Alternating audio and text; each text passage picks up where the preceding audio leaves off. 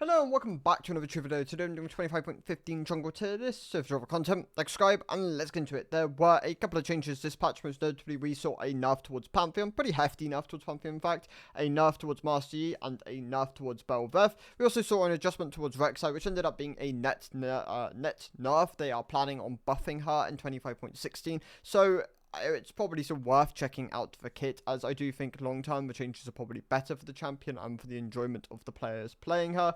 There have also been some other things which I've shifted around with some follow-up changes, so let's get into it. D-Tit's going to actually consist of the same champions. We lead off with Silas, who for a while now hasn't been in a particularly good spot for the jungle. He relied on kind of the egregious burst build to really snowball his advantage so he could actually clear. Right now though, we're playing a more kind of bruiser-centric Silas build with like your rocket belts and your rift makers, and that just doesn't snowball quite as aggressively. You can still go like Protocol Storm Surge, or you can just play like a burst Storm Surge kind of variant, but it's not as it's not as good as it was back then because the ratios just don't really support it quite as much.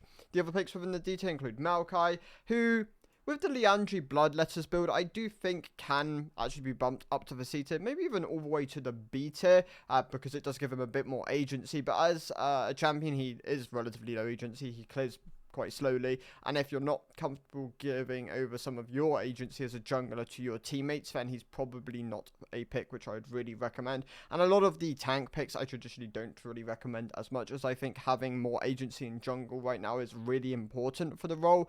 So things like Maokai, things like Sejuani and Skarner, which are other kind of elite or just competitively skewed tanks, are low down, so I will put them in the D tier alongside Maokai. Think long term, Skarner will probably end up getting some changes. Sejuani is just not in the greatest of states at the moment, albeit you can still pair her with certain things to kind of get more value out of the champion. I don't think they're like straight up D tier picks, but they are lower agency than some of the other picks which I recommend, so I just don't highly recommend them at the moment. Nasus I do just have in the D tier. I just don't think the pick is particularly good in the jungle. It's very predicated on being able to just stack egregiously, which sometimes you can do. Sometimes you can get to these absurd numbers and then kind of just take over the game, but it's not. You will get invaded, you will be punished for it, your teammates will struggle, and that is going to be something which loses you games, so I just don't really recommend the pick for that. Ambessa, I believe Ambessa Jungle has actually seen a spike in pick rate because Griffin played it in the LTA South, and that kind of encouraged some people to try out the pick. I don't think it's particularly good. She has a slow clear. The only real like hard CC within her kit is her ultimate, and that isn't a particularly consistent ability unless you have some already follow-up CC. So I don't really recommend the pick, albeit it still scales quite nicely. So there is there is space where you can play it and get value out of a champion, because Ambessa is just a relatively high value champion. Being able to have instant access onto immobile carries is very, very valuable in the current meta. So I do think she has like value in her kit, but as a jungler, just not really there. If her clear was better though, I could definitely promote it more as a pick. So I'm going to run the D tier. I might bump it up to C tier if like the players which play the pick become more refined on it, but right now I just don't really recommend it, so I do have it within the D tier. The C tier then, it's actually quite a decent amount of champions here.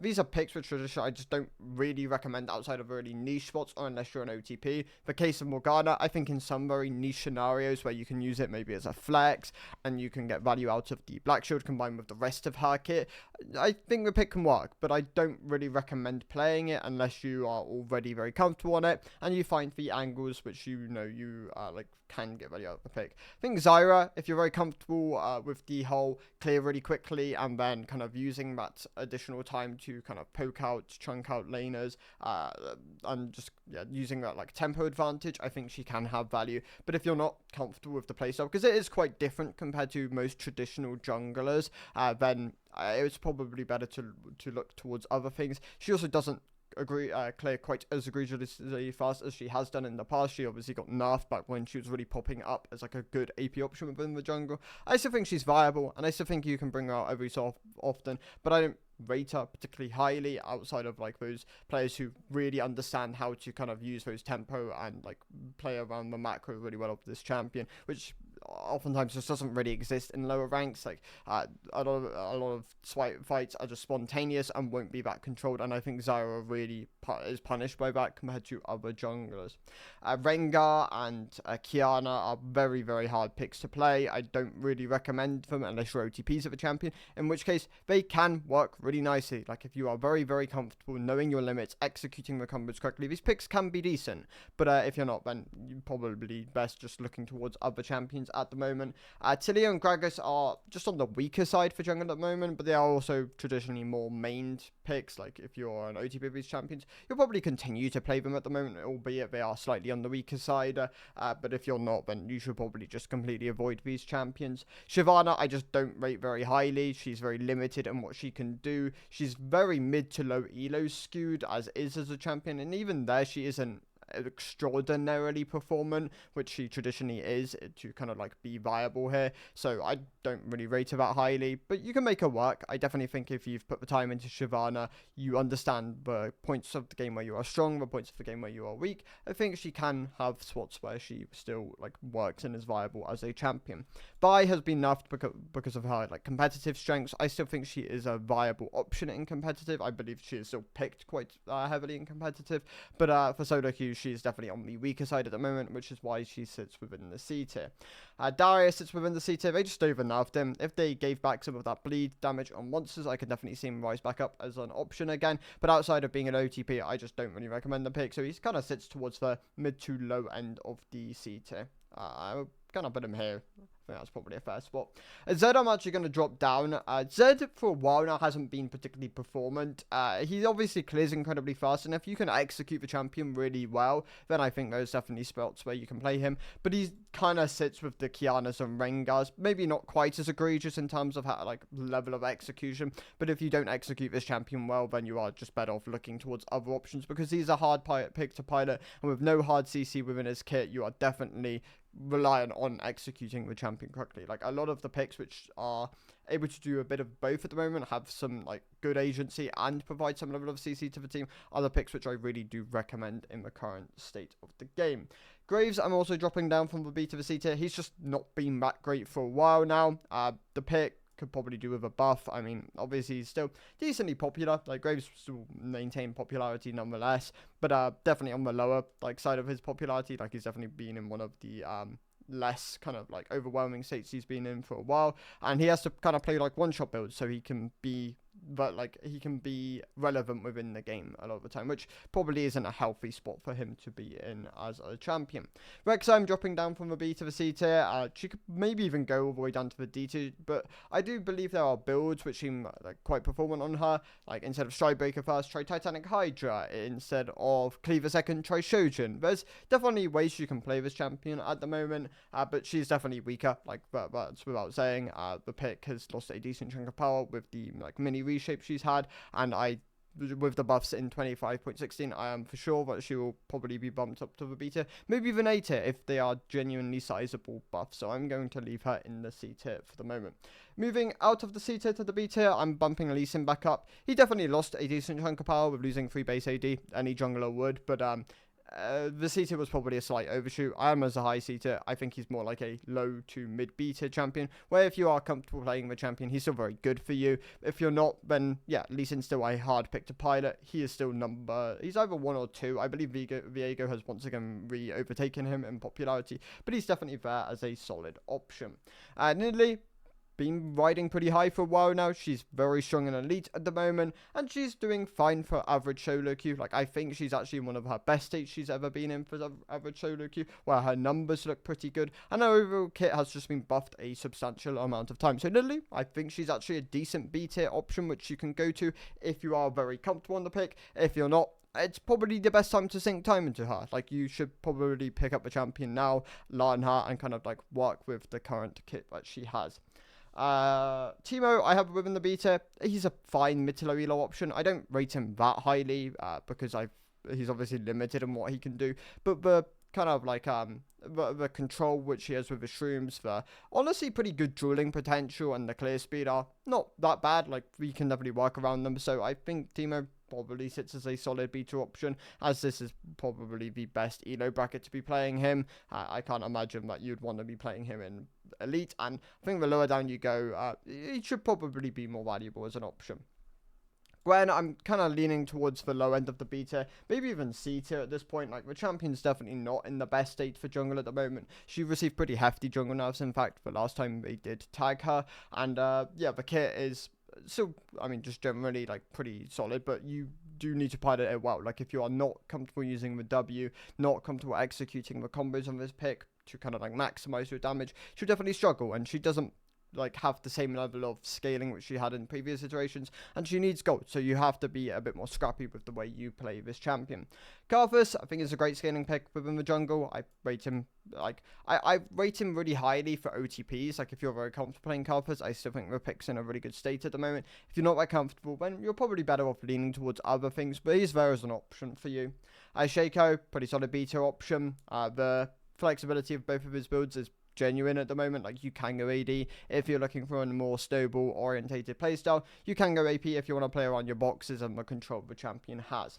Zac sits within the beta. I think the option is a bit under the bar compared to where he traditionally is, but still a good option if you're comfortable on him. Has access to both the Rocket Belt variant and the Sunfire variant. Rocket Belt's really nice if you want a bit more agency, want to do a bit more damage within the game, but Sunfire, just for the tankiness and the ability to kind of jump on backline and act more as a disrupt pick, is still really good.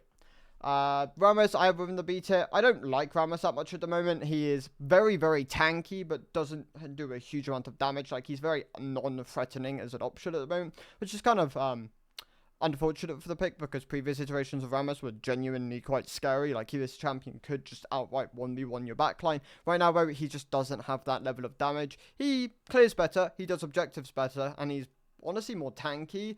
But yeah, for the damage which he outputs and the agency he has, it's just a bit too low at the moment, so I don't rate him that highly as an option, albeit he is very easy to play as a pick. Some of your AP options include like your Lilias and your Eves, which I have within the beta. I think if you're very comfortable with these champions, they can definitely work. Lily, I traditionally recommend more as a counter pick into like those tankier, low mobility compositions, whereas Eve traditionally works a bit better if you're an OTP and you understand like how to use the invis and how to play around like controls and stuff within the map. So that's where this champion can really like shine as an option. Yeah, making sure you're finding those angles to kind of take over the game and stable your Magi's, because picking up on early Magi's is incredibly valuable on this champion. Udyr sits within the beta, primarily the Liandry tanky variant of Udyr, which like most people play. Albeit AD Udyr can work in the right spots, it traditionally doesn't put out quite as good numbers because it doesn't have the same level of, like, it relies more on snowballing and like getting a lot of gold, because AD Udyr items are really expensive. Like, if you want a Ravenous Hydra, if you want a Trinity Force, that is a lot of gold you need to kind of access, and that requires traditionally a lot of kills early on into the game. Whereas AP Udyr, as long as you have like your Liandry core, you can output a decent amount of damage from like further range, and you're traditionally a bit more tanky. So that is kind of the limitations of the AD compared to AP build on this champion. Hecarim is in a really weird spot at the moment, where I've seen Hecarims genuinely take over games, but I've also seen Hecarims look really, really lackluster in terms of what they can do, and I honestly want to say this is probably one of the more healthy states Hecarim has been in, where you have to be really comfortable playing the champion, taking over the game, understanding how to kind of like dive in, get value out of the kit, and kind of not die and like use that to like stable your advantages, because if you fall behind on this champion, he will be punished for it. You won't do enough damage to kind of like solo dive backline or just dive backline generalistically without just exploding or not really being able to get a huge amount of value, and that is a limitation of this pick at the moment. So definitely making sure you're clearing well on the champion, you're kind of picking the fights which you want to pick, where you have Ghost up or you have your ultimate up, so you have more tools to kind of work with. I think that is very important with the champion at the moment. Kindred, obviously really benefited from the item buffs in the previous patch, definitely sits towards behind of the beta. She's still quite hard to play, and has obviously a very unique playstyle, and kind of wanting to invade, get her marks, play around the kind of the mini game this champion has, which can be quite hard if your team doesn't really allow you to do it. But if your team does, then I think she can be really good. And she doesn't need to play the mini game. It does hurt her if she doesn't, but it's not mandatory. You can still just play to like farm up, find the angles to kind of snowball your kit and like get kills within sides or get kills within team fights, and that can still be a viable way of playing the game. It does just limit, like how powerful you are going to be within the game.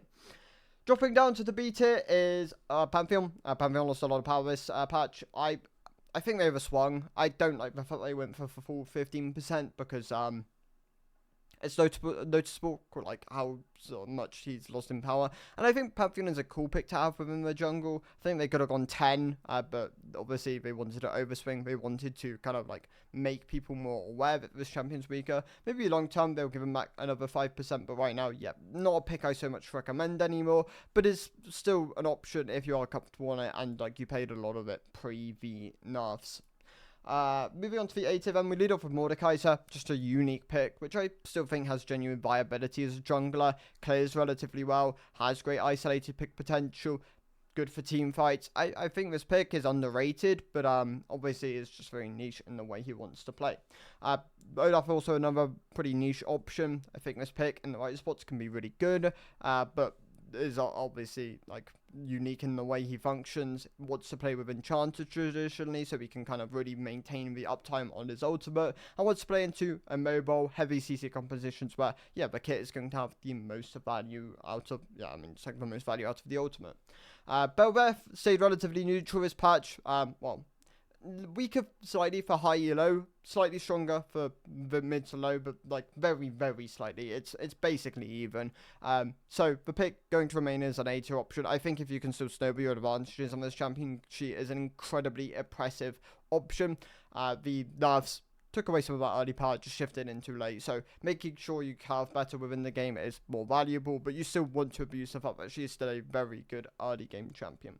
Some of the tanks within the A tier include like your Amumus and your Nunus. In the case of Amumu, he's a very easy to play champion, a great beginner tank, which does have access to a lot of damage and has access to a lot of CC. He's not in the best of states. Like Amumu can consistently send me S tier as like a mid to low elo option. Right now though, he sits as more like a low A, so he's not in the most recommendable state, and I don't think he quite translate as well as he has done in the past to high elo, but he's still a great like beginner tank option, so I do recommend them as an A tier pick. In the case of Nunu, traditionally played more by OTPs, but if you are comfortable flexing between the tank and the AP build, oftentimes you are going to go the AP build because it does just give you a bit more agency, but I think the pick is in a very good state at the moment. If you're not comfortable with the playstyle, because it is pretty unique for way like Nunu W works and how he wants to go about ganking, then it's fair to just go towards other champions because he's a bit more niche in the way he wants to function. Kha'Zix, and honestly, like as an extension, I'll have Talon and Kayn here, like some of your more AD assassin kind of centric champions, where I think if you're very comfortable in these picks, they can be really good.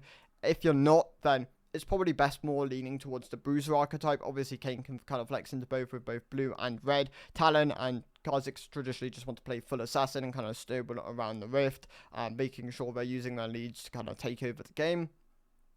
But like, yeah, obviously if you want something a bit more skirmishy, a bit more bruisery, then like your Xin Zhaos and your Jarvans and your Nocturnes, honestly probably a bit better for that. At this point though, like Viego probably sits around this A tier bunch as well. Like he opts into primarily crit, like the bruiser Viego builds just don't really like have the traction which they have done in the past. So you're looking at like your collectors and your like heavy damage crit kind of orientated variations, which can definitely, if given gold, really snowball games. And Viego, I still really value him as a champion. He is, I believe, #1 most popular like jungler at the moment, and that makes sense. Like the kit is very well rounded, combined with the ability to kind of take over games when you get like a takedown within like the game. It's really powerful. Some of the other picks here, I include the likes of Ivan, who's doing quite well at the moment, a great enchanted jungler if you're very comfortable with the clear and giving away some of your agency, which actually isn't quite as much as it has been in the past, because Daisy's a very powerful summon, and even if you opt into AP, can be more powerful like as an extension of that. So definitely a pick which I think pretty slept on and honestly should be played by more people. Fiddlesticks, great for his CC and the powerful ultimate which he can provide. I also believe, I mean, he's still a niche champion, but if you're very comfortable on him executing the power of the kit, then I think he's still a very valuable option at the moment. Elise is, Elise, Echo and Diana are like my recommended A tier AP well, actually, Echo's an S tier option. I think Diana is slightly below that, and Elise is more elite skewed out of the three. But I think all of them can like float within the same kind of area where they can be really, really powerful if you execute them well. So Elise, I don't think she's like substantial. I mean, I think she's actually on par with the other ones. She's just a bit hard to execute and needs to kind of power through her early game to really be valuable within the game. What else we got here? So Briar, obviously very mid to low elo skew champion, but I still think if you are comfortable on her, she is one of the best options you can go to within this kind of like bracket of play. Neferi, a great AD option. Obviously the power of like the stat sticky nature of her kit combined with the ability to kind of like dodge a lot of damage with her W makes her really powerful. Her ultimate also gives her very good long range access, so I genuinely think she's a great option, even though she has been nerfed and has definitely kind of fallen out of like the popularity. Doesn't have the maintain the same level of popularity which she had done in the past. Trundle as a counter pick, I think he's a great option. Obviously he's very stat checky in nature and very easy to play, which I think is perfect for mid to low elo. Mundo sits within the A tier, also quite unpopular, but I think in the right games where enemy team doesn't have the tools to kind of cut down tanks, he really, really shines as an option. So definitely recommend him into those like low damage, low kind of tank cut down compositions. Like if enemy ADC doesn't like is like a Jhin, for example, it can be a really good Mundo game, for example. Mercier drops towards the low end of the A tier. I still think the champion's really good, but the Nafis patch was real. Like, it does affect him. It is going to make him clear slightly slower and snowball less frequently within the game, which is meaningful for a champion like Marcy. So, towards the low end of the A tier, he goes down. Towards the high end of the A tier, we still have Poppy, and we still have Diana. I think these picks are still really, really good at the current moment. I think Poppy has really shown like her power as a champion. Lots of people really heavily prio her now. She can opt into a bit more damage. She can opt into a bit more durability. She clears relatively well. Her ultimate is a great tool for securing objectives. And as just a champion, I think she's in a really good state at the moment. Diana is a great AP snowball option. The buffs she received to her passive a couple of patches ago were really good for her. And overall as a champion, I think she really shines at the moment. I do recommend Echo over her, but if you're comfortable playing Diana, like more comfortable playing Diana than Echo, then she can obviously be more of a priority for you than Echo. The other pick within the A tier is Wukong. Wukong definitely really shown his like power, especially within the LCK. I believe he's the #1 most picked jungler over there. But for solo queue, he still performs really well. Great answer to a lot of the AD pool at the moment, when I believe like 9 out of the 10 most popular junglers are AD. Wukong will have value. Like, you will be able to get a lot of value out of this champion. And then the S tier options. So Volibear bumping up to the S tier. The Cosmic Drive build on him at the moment is doing wonders. He is in a very good state, and I really, really recommend him as one of your kind of like main staple picks within the jungle at the moment. Echo is my recommended AP option. He is performing really well. They did a number of buffs on him, and combined with the AP item buffs not too long ago, really been shining as an option. Jax, have him within the S tier. I think he's a great counter pick. He's not the like your Xin Zhao's Jarvan like level of you can pick him in every game and get value out of a champion, but I think as a very good anti-auto attack counter pick and just as a general option at the moment, he's been really, really good. The buffs towards his passive not too long ago also really helped him. Great S tier option, clears relatively well now, and yeah, I think he's a great S tier deserving pick. Warwick is a great mid to low elo pick. Definitely struggles for higher up you go. Like, he and Jax can definitely sit towards the lower end of the S tier because they are a bit more limited in where you want to play them and what ranks they really shine at. But Warwick, I think, is a mid to low elo pick. Definitely for like this kind of tier list, really shines as an option. So I do think he is one of the like top S tier options.